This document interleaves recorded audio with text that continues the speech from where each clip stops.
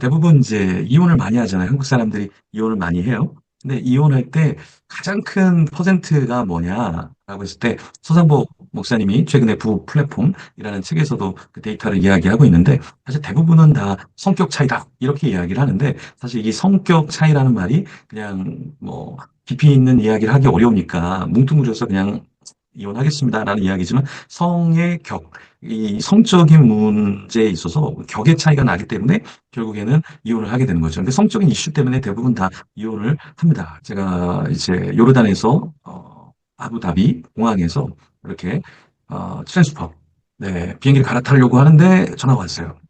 이제 결혼한 커플인데 결혼하고 이제 오랫동안 아이를 기다리다 아이도 이제 낳았어요. 그래서 아이가 이제 한 살이 되었어요.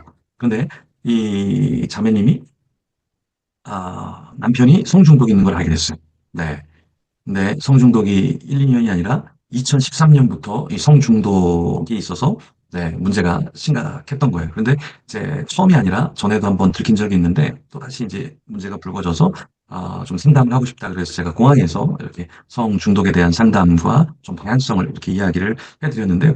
그래서 우리가 결혼, 그러면 빠질 수 없는 게 성에 대한 이야기죠. 여러분도 그렇고 배우자도 그렇고 나중에 자녀를 낳으면 이 자녀의 성교육과 또 성중독적인 요소는 어떻게 예방할 수 있는가, 또 치료할 수 있는가, 우리가 같이 좀 고민하는 시간을 가지려고 합니다. 자, 그러면 첫 번째, 저희가 같이 고민하는 내용 중에서 우리가 성을 좀 바로 알아야 하는데 어떤 부분을 좀 알아야 될까? 성경적으로 같이 한번 좀 살펴보시면 고린도전서 7장 3절 남편은 그 아내에게 대한 의무를 다하고 아내도 그 남편에게 그렇게 할지라.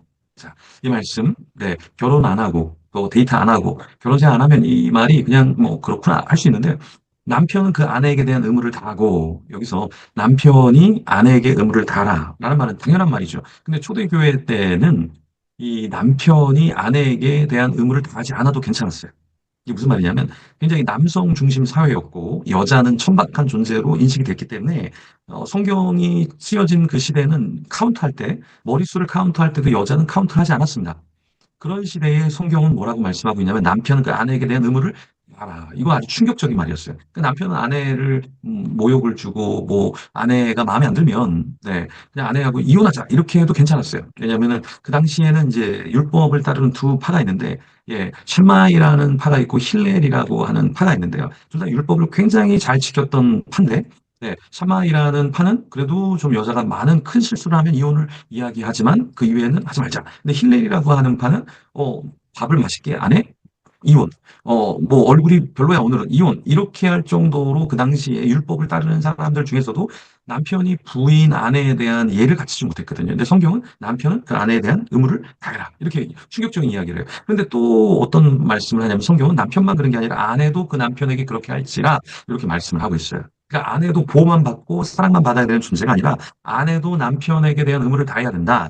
이 이야기를 하고 있는 겁니다. 그래서 성적인 면에 있어서도 남편은 아내에게 대한 성적인 의무를 다하고 아내도 남편에게 그렇게 해야 한다라는 건데요. 대부분 이제 결혼하기 전에 대부분 사람들이 네, 성적인 관계를 많이 가지려고 합니다. 그래서 제가 결혼학교를 오랫동안 이렇게 섬겨보면서 실제로 이제 커플들이 들어오면 성관계를 하고 있는지 뭐 안 하고 있는지 다 물어봐요 커플들이. 근데 제가 해보니까 거의 크리스찬 중에서도 80에서 90%가 결혼하기 전에 다 성관계를 하더라고요. 네. 이게 심각한 문제인데요, 사실은. 이게 왜 그러냐면, 이게 결혼하기 전에 성관계를 하면 결혼하고 나서 또 열심히 해야 되는데, 결혼하고 나서 안 해요. 참 신기하죠? 네. 그래서, 그리고 나서 어떻게 되냐면, 이 성적인 게 무너져 있잖아요. 예, 물러나잖아요. 그러면 결혼한 다음에 반드시 바람을 피는 그런 확률이 더 많다라는 겁니다. 이게 무엇을 말해주고 있냐면, 이 절제, 성령의 마지막 열매가 뭐예요? 절제인데, 절제를 안 해봤으니까 결혼하고 아내가 임신을 하고 있잖아요. 그죠?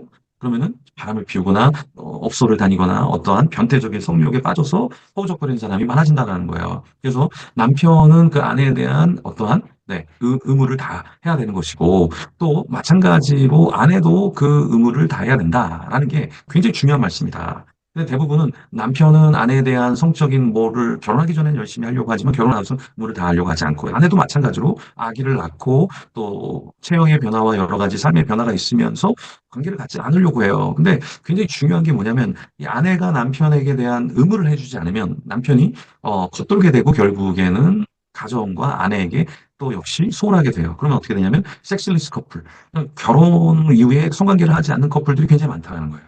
네. 그러니까 일본이 예전에 굉장히 많다 그랬는데 이제는 한국이 일본을 앞질러 갈 정도로 결혼한 다음에 서로가 각방을 쓰고 싶어 하고 관계를 안 하고 싶고 또 뭐 어떤 몸 상태에 따라서도 하려고 하고 안 하려고 그러면서 서로에게 상처를 주는 경우가 많다. 그래서 이 구절을 여러분이 잘 좀 기억을 하셔야 되고요.